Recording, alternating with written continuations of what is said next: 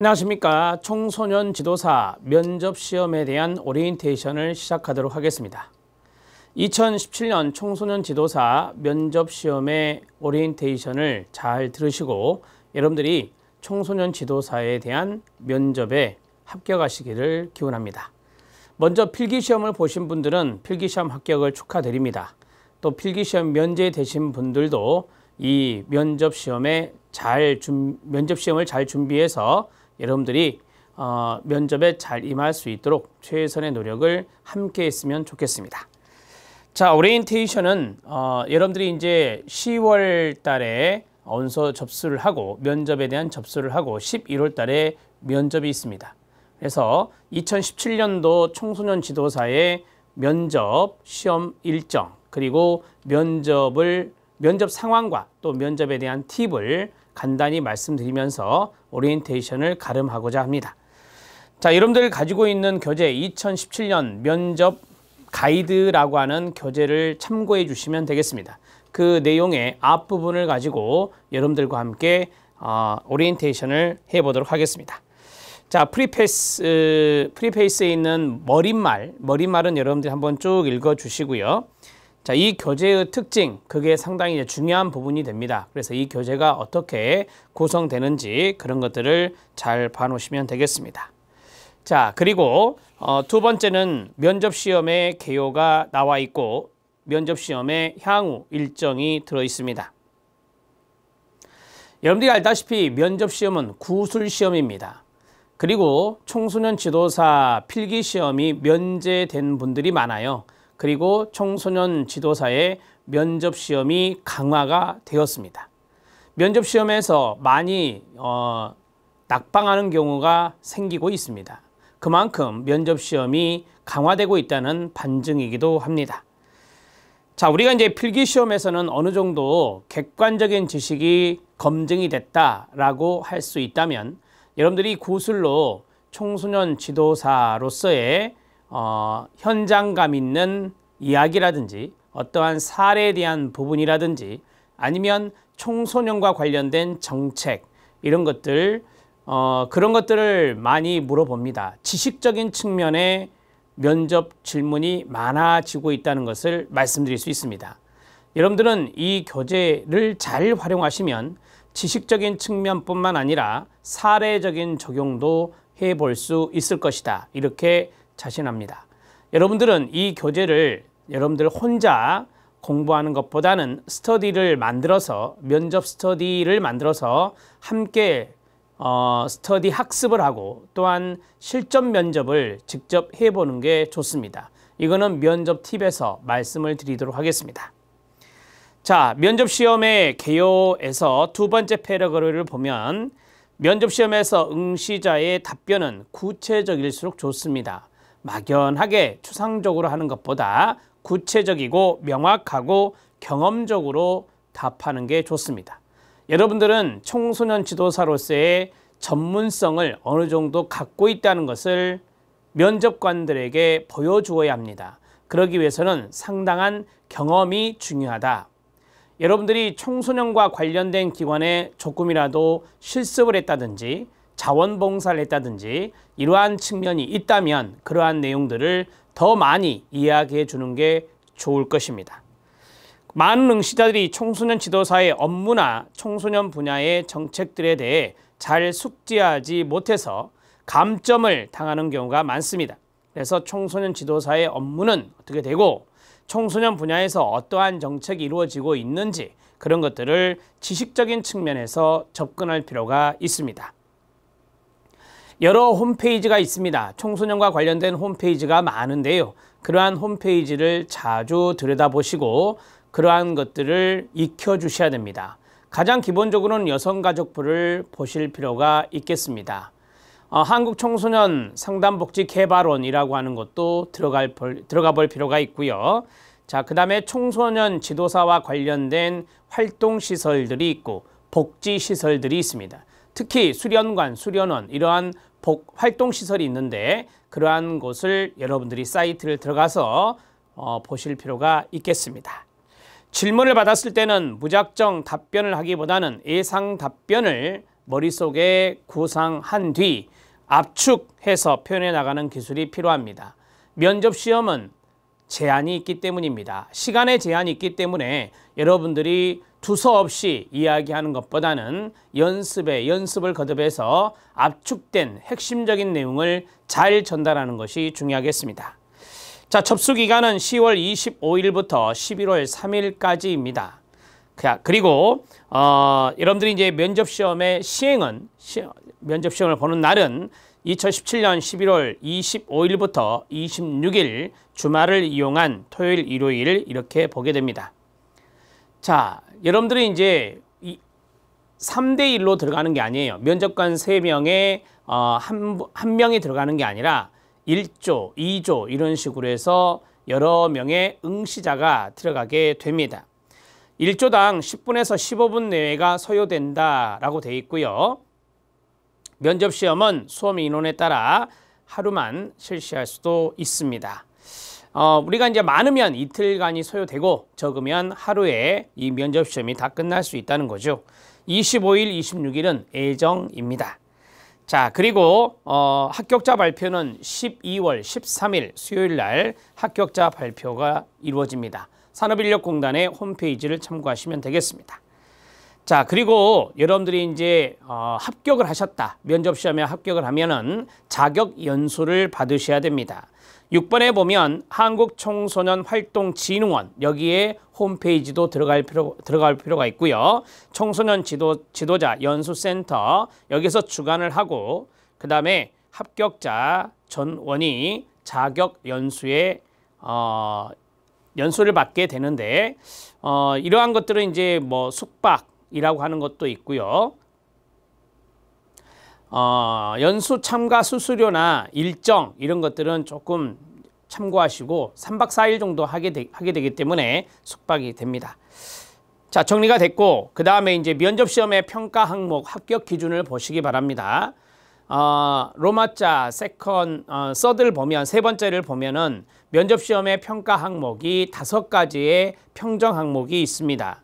자, 첫 번째가 청소년 지도사로서의 가치관이나 정신자세입니다. 가장 기본적인 것이다 라고 보시면 되겠는데 인성이 여기에 들어갈 수 있습니다. 청소년에 대한 기본적인 이해, 사명감이나 지도 철학이나 사회적 책임감 이런 것들을 가지고 있는지를 측정하게 됩니다. A 품행 및 성실성이 있습니다. 사용 용어가 적절한지 그 다음에 자질, 태도, 성실한 답변을 위한 노력을 하고 있는지 이러한 것들이 여기에 들어갈 수 있습니다. 자, 질문을 받았는데 너무 짧게 대답하고 만다면 이거는 답변에 대한 성실성이 부족하다. 그래서 여기서 점수를 적게 받을 수 있습니다. 또한 사용 용어를 은어, 속어, 비어 이런 용어를 쓴다면 여러분들은 또 감점을 받을 수 있습니다.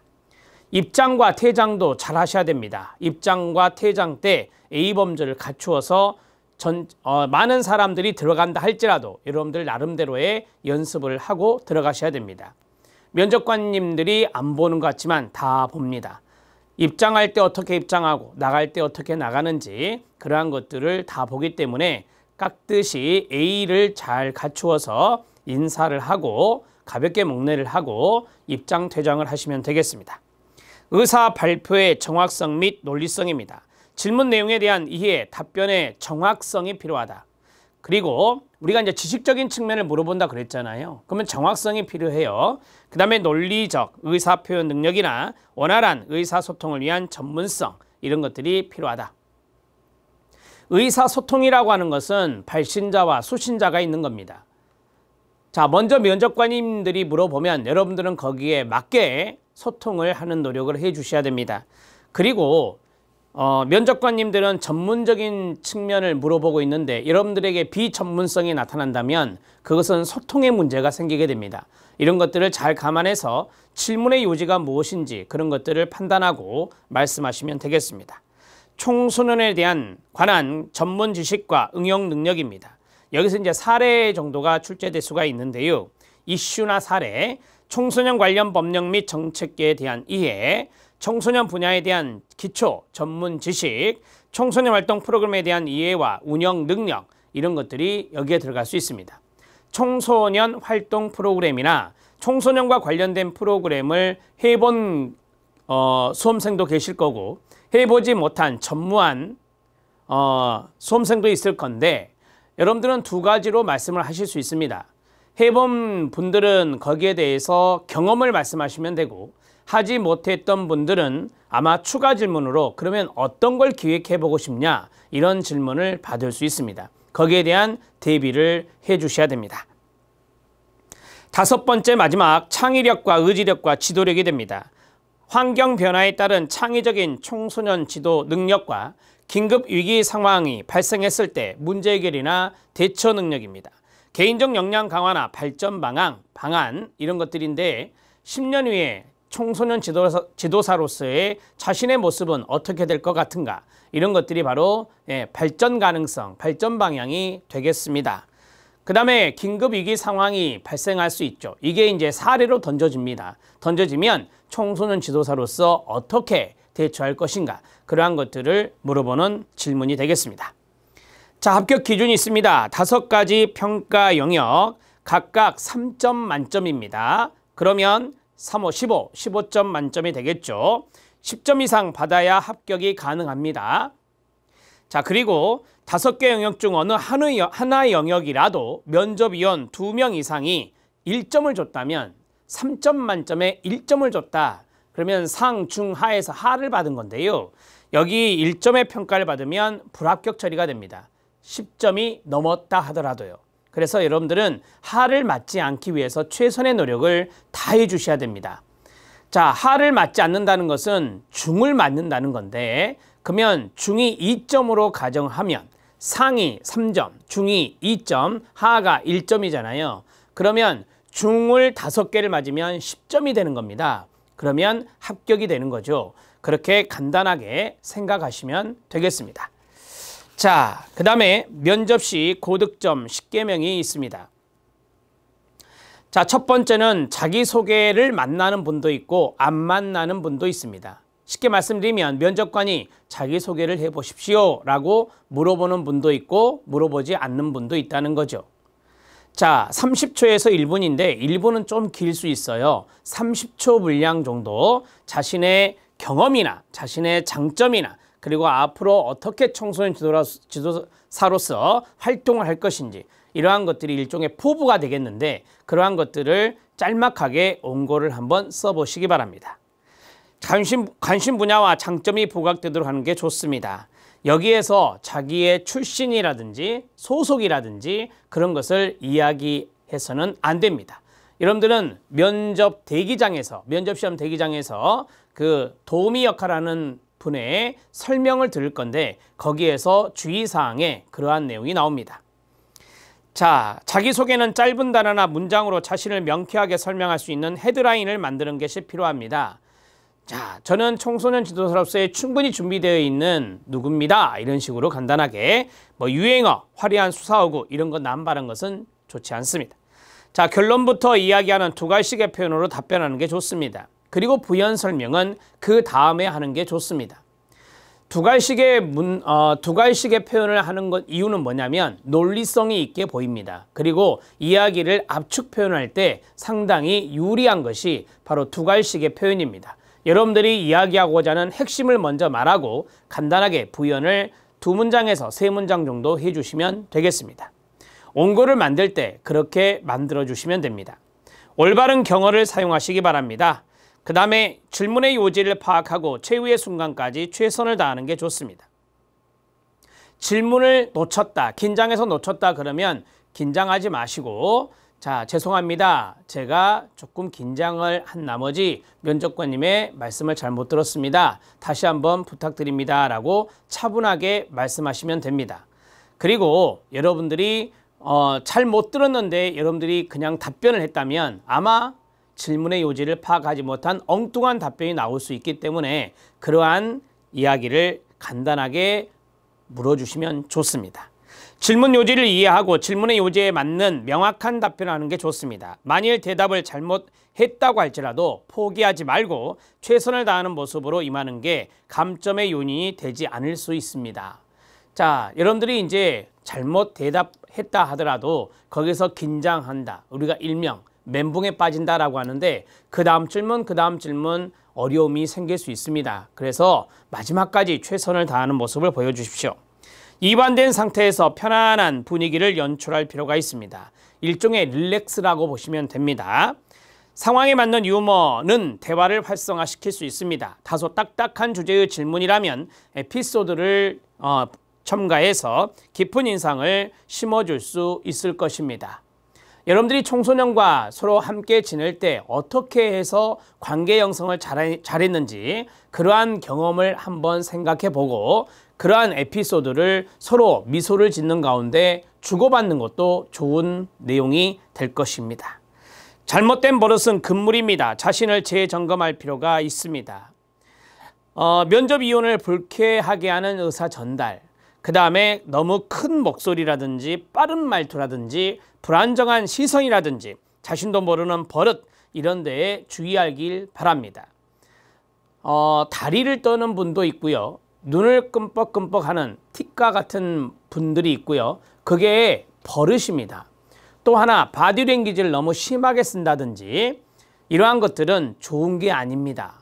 이야기를 할 때 어깨를 들썩거린다든지 그 다음에 고개를 너무 자주 끄덕거린다든지 이런 것들은 면접 스터디의 실제 면접처럼 모의 면접을 하면서 상대방으로부터 충분한 피드백을 받으시면서 수정해 나가는 게 좋습니다. 7번째, 청소년 지도사의 역할과 관련 정책 제도에 대해 100% 파악할 필요가 있습니다. 여러분들이 많이 힘든 부분이에요. 지식적인 부분은. 그렇지만 이거를 잘 숙지해 놔야 됩니다. 그것을 강화하고 있고 또한 그것을 답하지 못했을 때 하가 나올 확률이 높기 때문에 그렇습니다. 앞에 우리 평정 항목 중에 전문 지식이라는 평정 항목이 있었습니다. 그 대목에 하가 나오면 안 됩니다. 면접관 3분 중에 2분이 하를 줘버리면 10점 만점을 받았다, 10점 이상을 받았다 하더라도 여러분들은 탈락하게 됩니다. 자, 청소년 지도사의 업무 등에 대해 생각을 정리해 두면 답변에 많은 도움이 됩니다. 파생적인 답변을 해낼 수 있다는 거죠. 지식적인 부분을 숙지하고 있으면 많은 면접 질문에 해당하는 것이 청소년 관련 법률과 정책이기 때문에 청소년 분야의 정책에 대한 견해 등 그 내용을 정리해 두면 어떤 질문이라도 즉석에서 응용해서 그 응용력을 발휘해서 답변하기가 용이합니다. 그래서 지식적인 측면을 포기하시면 안 됩니다. 실전과 같은 연습으로 감각을 익힐 필요가 있습니다. 5명 정도의 면접 스터디 그룹을 구성하십시오. 빈출 면접 질문이나 최근 청소년과 관련된 시사 이슈, 아동학대나 성폭력 이런 것들이 최근에 이슈가 됩니다. 청소년 관련 정책과 인성 관련 질문지를 만들어서 역할 분담을 하고 실전과 같은 연습을 해주시기 바랍니다. 친밀감과 신뢰를 구축하고 자신의 장점을 부각할 필요가 있습니다. 면접장에서는 여러분들이 긴장한 나머지 미소 띈 얼굴이 어려울 수 있습니다. 하지만 사전 연습을 충분히 하면 여러분들은 미소 띈 얼굴로 면접관에게 그 면접 시간 동안 좋은 인상, 좋은 첫인상을 심어줄 수 있을 것입니다. 면접장에 들어오는 태도, 인사하는 법, 앉는 자세, 밝은 미소와 표정도 면접 합격을 위한 점수에 반영이 됩니다. A, 품행, 성실성 여기에 점수를 받을 수 있겠죠. 그리고 청소년 분야에 기여할 수 있는 자신의 장점을 중간중간에 면접위원에게 보여주는 게 좋습니다. 그렇다고 해서 너무 자신을 과장해서 너무 자기 자화자찬이라고 하죠. 그런 것들이 너무 심하면 안 됩니다. 교만하게 보여요. 그러한 것들은 여러분들이 자제하면서 겸손한 모습으로 대답을 해주시기 바랍니다. 면접위원의 말을 성실하게 들으며 경력 등에 대해 거짓말은 피해하는 것이 필요합니다. 가장 성공적인 대화는 말하기가 30%, 경청이 70%라고 하듯이 면접위원의 말을 진지한 태도로 경청하는 것은 자신이 많은 말을 하는 것 못지않게 중요합니다. 자신의 청소년 지도사로서의 적격성을 높이기 위해 경력 등에 있어서는 거짓말을 하면 계속 이어지는 추가 질문에서 들통이 납니다. 그래서 거짓말을 하게 되어 일관성이 없어 보이므로 거짓말은 금물입니다. 자, 됐습니다. 여기까지가 면접시 고득점 10개명입니다. 지나게 되어 있는 10가지를 다시 한 번 더 상기시켜 주시기 바랍니다. 여러분 교재 면접 가이드 2017년 면접 가이드의 컨텐츠가 나옵니다. 이 컨텐츠를 잠깐 보면 챕터 1은 인성입니다. 챕터 2는 청소년 관련 법률과 목적, 용어의 정의입니다. 챕터 3는 청소년 관련 법률과 시설 및 위원회가 있습니다. 챕터 4는 청소년 관련 정책 및 전달 체계 등이 있습니다. 2번, 3번, 4번까지는 전문 지식이라고 말할 수 있겠죠. 이러한 것들에 대해서 여러분들이 다 그대로 외울 수는 없습니다. 하지만 어느 정도 숙지하면 그 방향성은 잘 잡을 수 있을 거다. 그래서 그러한 내용들을 여러분들이 최선을 다해서 외울 것은 외우고 또 머릿속에서 큰 그림을 그릴 것은 그려주셔야 됩니다. 청소년 관련 시사 이슈가 있습니다. 청소년 관련 이슈, 최근에 중학생의 폭행 문제가 또 이슈가 되고 있죠. 이러한 것들을 여러분들이 평소에 뉴스에 관심을 많이 가집시오. 사회 파트, 사회 분야에 관심을 많이 가지시면 더욱더 좋습니다. 면접 기출, 즉 족보를 정리한 게 있습니다. 상당히 많습니다. 이 대목이 가장 많은 부분이고 여기 안에는 사례도 있고 전문 지식도 있고 여러 가지가 있습니다. 제가 생각할 때 이 교재에서 가장 중요한 부분이 6장입니다. 그 다음에 7장입니다. 청소년 정책 용어 정리입니다. 이 용어 정리를 넣어드린 이유는 청소년의 용어가 조금 어려운 부분의 용어들이 많이 있습니다. 그러한 용어들은 어느 정도 익혀둘 필요가 있거든요. 그래서 이 부분을 넣어드렸고요. 그 다음에 부록이 있습니다. 부록을 좀 알차게 넣어봤는데요. 챕터 1의 내용은 실제 기출 질문들입니다. 이게 이제 스터디용으로 활용하시면 좋아요. 기출된 질문들이 쭉 나와 있습니다. 물론 여기 안에 있는 많은 내용들이 본문에도 들어 있고요. 자, 그 다음에 챕터 2는 부록의 챕터 2는 청소년 정책의 변화 과정과 통계로 보는 청소년입니다. 참고로 이것은 청소년 백서 2016년, 지금 현재는 2016년 것이 가장 최신의 것입니다. 그래서 이 내용을 참고해서 넣었고요. 2017년 청소년 통계, 그 다음에 청소년 활동 공모 프로그램 사례가 있습니다. 이러한 내용들을 부록으로 넣어드렸습니다.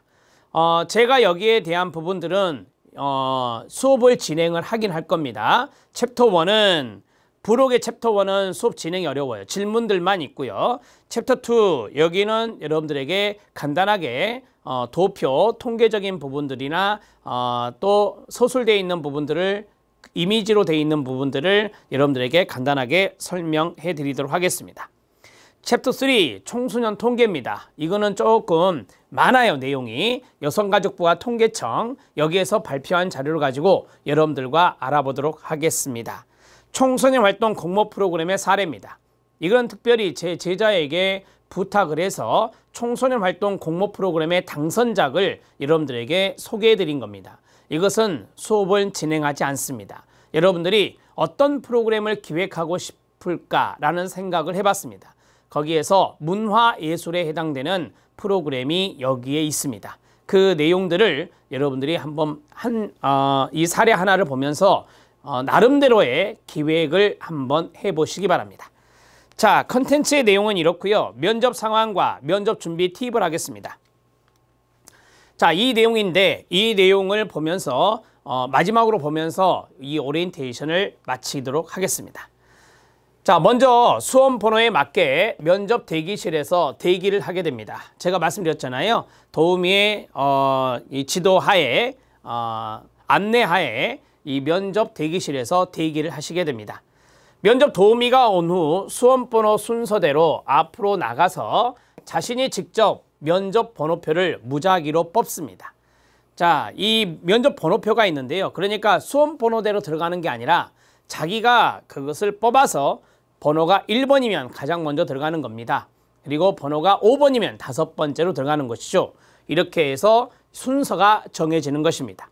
자, 면접이 이루어지는 고사실에는 자신이 뽑은 순서대로 3인 1개조로 들어가게 되는데 만약 결시생이 있다면 2명이 될 수도 있습니다.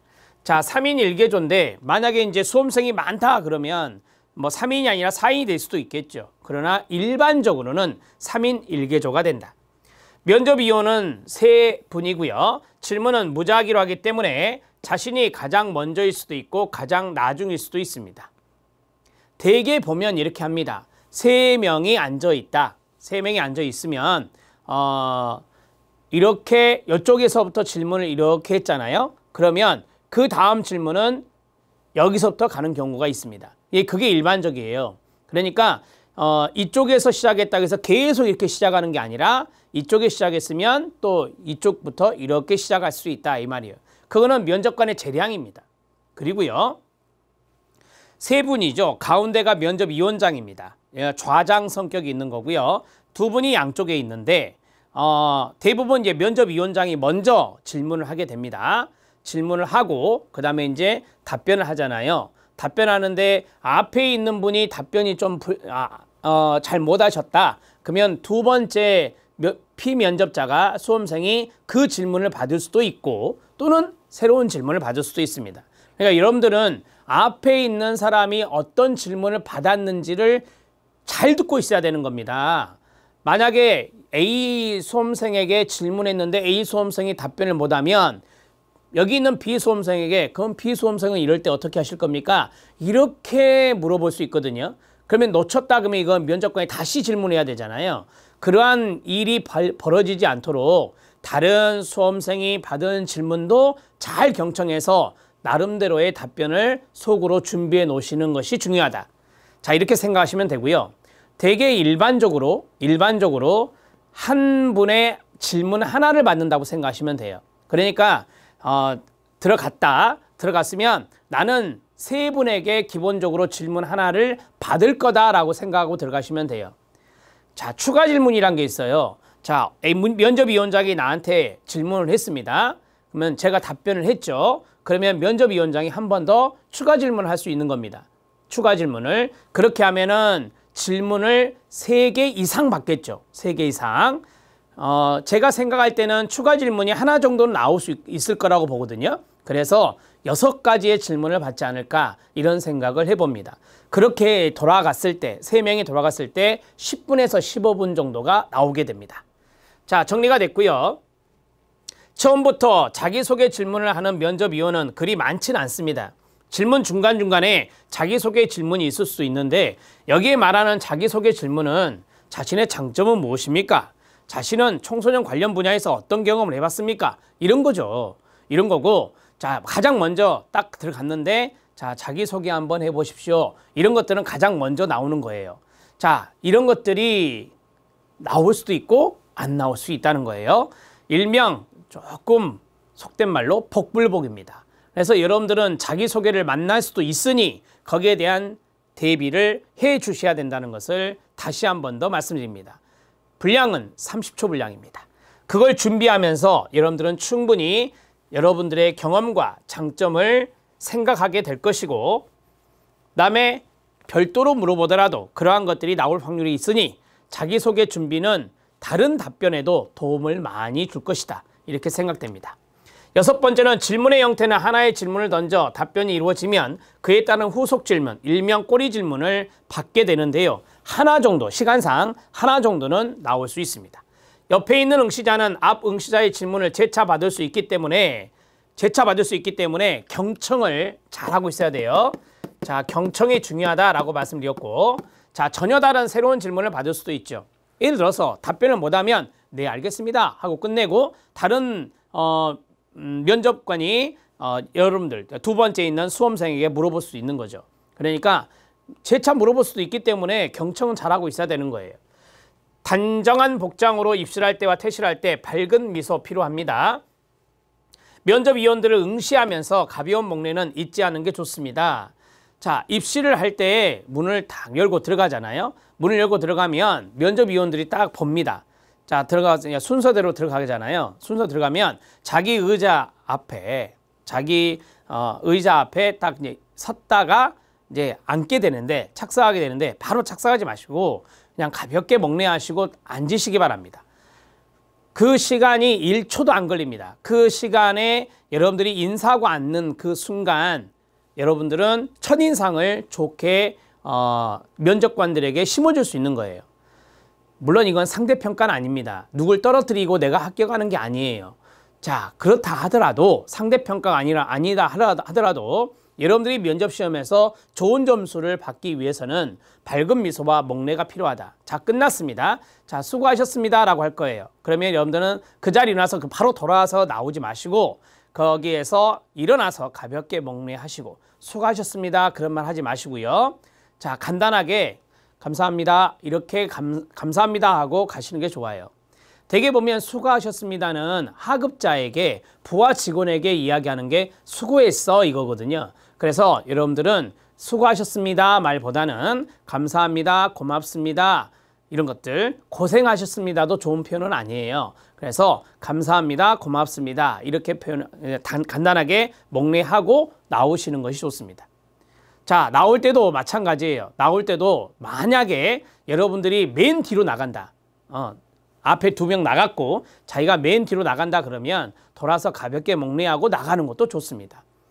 자, 이러한 것들을 여러분들이 조금 잘 기억해서 처음부터 끝까지 일관되게 A범절을 잘 갖춰주는 것이 필요하다는 것을 말씀드립니다. 질문의 형태는 지식적인 답변을 요구하는 질문, 1차 필기시험의 영역이라고 볼 수 있겠죠.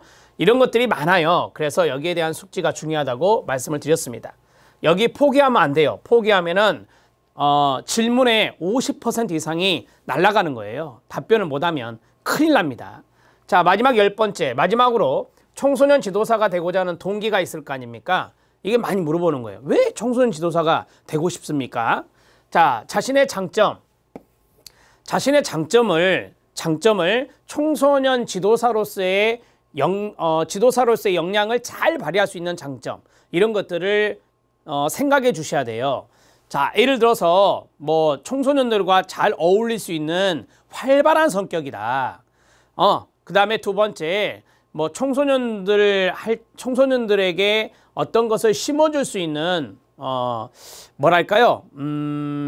설득력이라든지 나는 좀 설득력이 있는 것 같아 라고 하는 거, 친교, 설득력, 그 다음에 활발함, 성실성, 이런 것들이 바로 청소년들에게 본이 될 수 있는 거거든요. 그러한 것들을 여러분들이 장점을 갖고 있다면 그러한 내용들을 장점으로 한두 가지 정도 말씀을 해주시면 됩니다. 단, 장점을 그냥 추상적으로 끝내지 마시고 경험을 간단하게 부연해 주시면 좋아요. 저는 언제 대학 시절 때 아니면 저는 청소년 기관에서 잠깐 근무를 했을 때 이런 식으로 경험을 에피소드를 잠깐 넣어주는 게 좋다. 청소년 지도사가 된 후 어떻게 할 것인가 이 말입니다. 이거는 미래의 어떤 발전 가능성을 보는 거다. 이렇게 정리하시면 되고요. 자, 여기에서 자신의 견해를 묻는 질문도 있으니 여기에 대한 대비도 필요하다라고 했습니다. 자, 보세요. 기본적인 자기 자신의 인성, 그 다음에 청소년과 관련된 정책과 제도와 전달책의 각종 법규에 있는 내용들, 그 다음에 3번째가 지금 우리 사회 현상에서 나타나고 있는 청소년 관련된 이슈들, 그 다음에 상황들, 그 상황은 뭘까요? 이런 청소년 지도사가 됐을 때 이 청소년이 있다면 어떻게 하시겠습니까? 이런 거죠. 마지막으로 청소년 활동 프로그램을 하고 싶다면 어떤 프로그램을 해보고 싶니? 아니면 활동 프로그램을 해보았다면 어떠한 실적이 있었나? 이런 것들을 여러분들이 잘 숙지해 주셔야 됩니다. 자, 그 내용들이 이 면접 가이드 교재에 들어 있습니다. 잘 숙지해 주시는 것은 여러분들의 몫입니다. 이것을 머릿속에 알고만 있으면 안 되고 말로 표현할 수 있어야 됩니다. 따라서 여러분들이 청소년 지도사를 준비하는 수험생들, 같은 지역에 있는 분들이 될 수 있으면 잘 만나서 5명 정도 잘 만나서 연습을 해보는 게 좋습니다. 6명도 좋습니다. 왜냐하면 면접관 3명에 피면접자 3명이니까 6명이 좋을 수도 있습니다. 그렇게 해서 먼저 스터디를 통해서 지식적인 것을 함양하고 동영상 강의 보면서 집에서 나름대로 개인적인 학습을 하시고 그 다음에 만나서는 모의 면접을 하면서 머릿속에 넣고 피드백을 받고 그런 노력을 해주시면 충분히 합격합니다. 그러한 노력의 많은 부분들은 여러분들의 몫이라는 겁니다.